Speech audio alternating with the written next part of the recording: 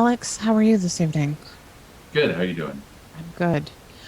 Good evening and welcome to the CASAA update for the week of 8/17/2015. So, has anything exciting been happening lately, Alex? Well, there was a big get together in California this weekend. Oh, heard. I wasn't there. Ah, Uh, I burned through all of my vacation days this year, so yeah, you did. I sat this one out. Mm-hmm. Sounds like I made a wise choice. That's enough of that. Um, but yeah, so California is actually um, in the news. Yeah. I just saw this email actually. Okay. Apparently last Thursday, right about the time I was cranking out our call to action for California, Right. it was being announced that Wednesday, August 19th, that's Right. this Wednesday, Mm-hmm. um, the hearing will be held for these bills. And the public is uh, invited to attend, I believe, and testify.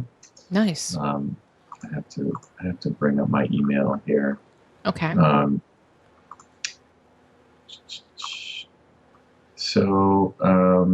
yep, set for hearing Wednesday, August 19th at All right. 1:30 p.m. Um, and so, yeah, if you're in Sacramento on Wednesday around 1:30, I assume there's going to be some announcements as to where to gather and get organized and show up and testify. Right. I'm just getting home from work and getting plugged into this now, so Mm-hmm. I'll probably be putting out an update later. Okay. But suffice it to say that's happening this week, and of course, um, only a couple hundred people have availed themselves of our service. But we do have an active call to action for California. It takes less than 3 minutes to send an email to your lawmakers. There's a, a, a couple of handfuls of lawmakers that are participating in this public health special session. Okay. So it doesn't really matter where you live. Just Mm. go ahead and send an email to your lawmakers. You know, chances are they could be friends with somebody who's going to be involved in this special session, and everybody talks. So everybody in California should be contacting their lawmakers right now, and chances are that a vast majority of people are not going to be able to show up and testify. So Right. please take this opportunity to send an email. And I also kind of quietly resurrected the Fight for Your Right to Vape Daily Action Plan and Oh, yay. produced a series of pre-filled tweets, which I need to update Okay. again today for everybody that we got Twitter handles for. Okay. um, and for those that don't know, the folks over at NotBlowingSmoke have produced a list of Twitter handles. So if Nice. Twitter's your thing, get on the Twitter horn and send some tweets. Um, if you live in California, it's even better. Poor California. It's just never ending for them. Yeah, and on top of it, they've got some horrible drought, and nobody's got any water. Yeah, but they've So got black plastic balls floating all over their reservoir, so that helps. yeah, that was really interesting. I actually saw an art project, total sidebar here. Mm-hmm. There was an art project where people were actually covering rivers. And part of the way that they were able to produce this was, I think they had to submit some sort of an environmental impact study. And they actually found that it was beneficial because it was creating shade. And so the water from the river was less likely to evaporate. So there was a Right. water conservation angle there. Mm-hmm. And this is an artist that was doing this, Mm-hmm. I think. I mean, you can fact check my story here, but I think that was pretty interesting. So Yeah. certainly I'm sure it would be very expensive to produce something like that, but a lot more aesthetically pleasing than a river filled with black balls. It's, this is Los Angeles too, which is the new, all the tons of, the art scene in Brooklyn is moving out there. So whatever, California. So anyway, good luck, California. That's enough of that. Moving on to another state that's typically a lot more engaged in this issue, Pennsylvania. We've had a tremendous response from Pennsylvania advocates. Their governor, Tom Wolf, Governor Wolf is still pushing a 40% tax on vapor products. This came out the same day last week. So now is the time for Pennsylvania residents to reach out and send your lawmakers and the governor a message saying that you oppose his plan to tax vapor products because that's ridiculous. Right. Exactly. So yeah, there's actually two active calls to action for Pennsylvania. One is a thank you letter to your representative in the Pennsylvania House, and the other is an email to the governor telling him to knock it off. So Pennsylvania, get busy, and thanks to everybody in PA that's already taken action. And then the other thing, I lost my email again. Last week I sent out kind of a bit of a rambling update. So this was we have a new FDA call to action that's up. This is, the FDA has warning labels. Submitted advance notice of proposed rulemaking. And there's some debate within our little group. Should that be ANPR or ANPRM? Because rulemaking is one word, so why do you need the M on the end? Sorry, kidding. I'll be here all week. Don't forget to tip your bartender. Yeah, this has to do with warning labels and child-resistant packaging. I should know more about this, but just to grab one point out that sticks out to me, and I believe this is actually part of our comment. One of the things about warning labels is that, on one hand, they are useful. They convey the message that there are ingredients in here that can be toxic and hazardous and can cause death or injury. That is all important stuff that people should know. On the other hand, if you're overstating those risks, there's an activist kind of element to this, and you are actively misinforming people in an effort to dissuade them from using these products. And so this is one of our big concerns here, is that while it may be appropriate to have some sort of warning about exposure to nicotine liquid, it should be appropriate and list. I don't know. I don't write warning labels for a living, so I don't really know. How much can you honestly fit on a 30 milliliter bottle? Telling people what they should do should they come in contact with this liquid. And we've had people. I believe there was trying not to name names or whatever, but somebody had posted up a video actually pouring e-liquid on his arm and sitting there for a minute, and this is not like, I don't know if he was using like 24 milligram or 18 milligram, whatever.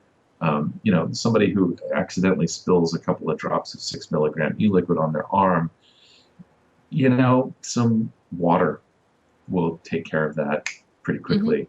But imagine seeing a warning label on that particular product saying, skull and crossbones, and use goggles and gloves when handling.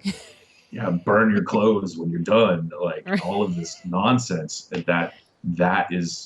that's going too far, and that is a concern. So just one example of some topics for your comment to the FDA on this issue, and obviously we've put together sort of an easy, a simple comment, and for those who might want to invest some more time to produce a more detailed comment, all of those directions are in our call to action. And I believe the deadline is August 31st. So if you're interested in participating in this, get out your writing sticks and start writing. And obviously, and then check out our call to action for the process by which you can submit your comment. There's lots of clickable links and lots of information, and we've made this all as easy as we can make it. Well, you're dealing with the federal government. They as much as they say they want to hear from you, they don't exactly make it very easy. So you actually need these kind of calls to action with the links and the showing. You have to put it in a Word document. Sometimes it's a little challenging. Yeah, this isn't like the legislative advocacy that we have spent a lot of time on this year. Right. Very much like the first FDA call to action. Well, the first, second, third, fourth, fifth. I don't. We're probably up to 6 on this issue or more. But there is no point and click advocacy to the FDA stuff. It's a different kind of policy making, and they are, the theory anyway is that they are looking for substantive comments and important points that they're going to look at and rehash and discuss and do whatever it is that they do with it, and hopefully it informs their policy in a way that benefits us. Fingers crossed, because that works out so well. But no comment. It's just, I don't know. I don't want to dissuade No, people. I don't think people should be discouraged either. But I do think there's a point. Who do you really think they've gotten to regulate tobacco products? Do you know what I mean? There's a certain subset of people, and maybe it's not entirely useless to try to talk to them. I mean, I don't know. We tried talking to the World Health Organization, and I've got to say I was surprised when the actual architect for the Framework Convention on Tobacco Control came out strongly in favor of tobacco harm reduction. That was a surprise to me.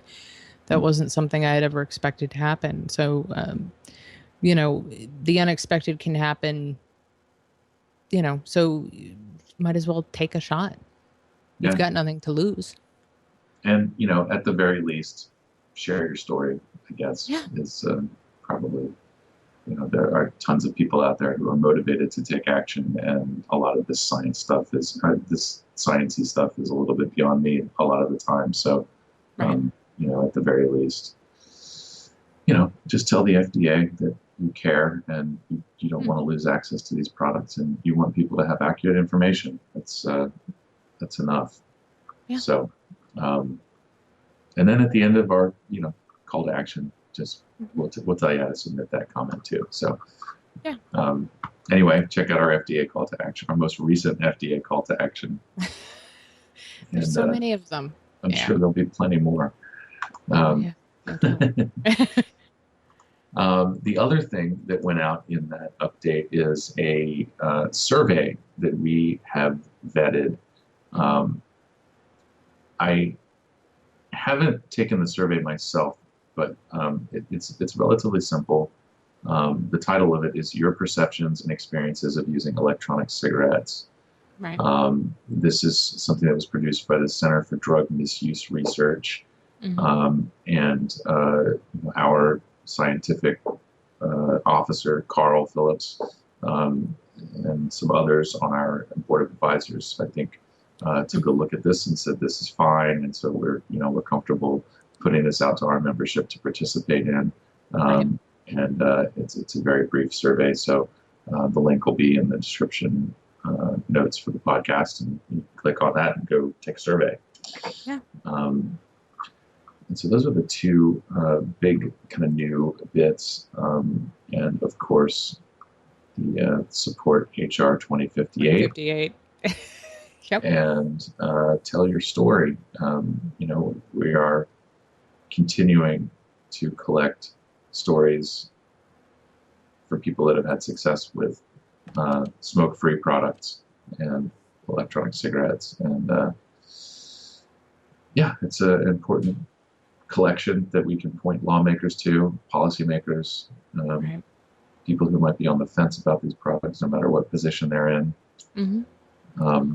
And we should have tens of thousands of these things. So I agree. Yeah. I think that's it. Thank you for coming on tonight, Alex. Thank you for everything you do. If you've not already joined CASAA, please join us. You can go to CASAA.org and do that. You can also find a link on the CASAA.org front page to share your story. Your testimonials are very important. They are how we tell lawmakers that these products do actually help people and change their lives. If you've not joined in on the conversation, you can join us on Twitter at CASAA Media, YouTube at CASAA Media, Instagram at CASAA Media, Google Plus as CASAA.org, and Facebook on the We Are CASAA page and the official CASAA.org Facebook page. Thank you for everything you do, and thank you for listening. We'll see you in a couple weeks. Have a nice night. Thank you, Alex. Thanks.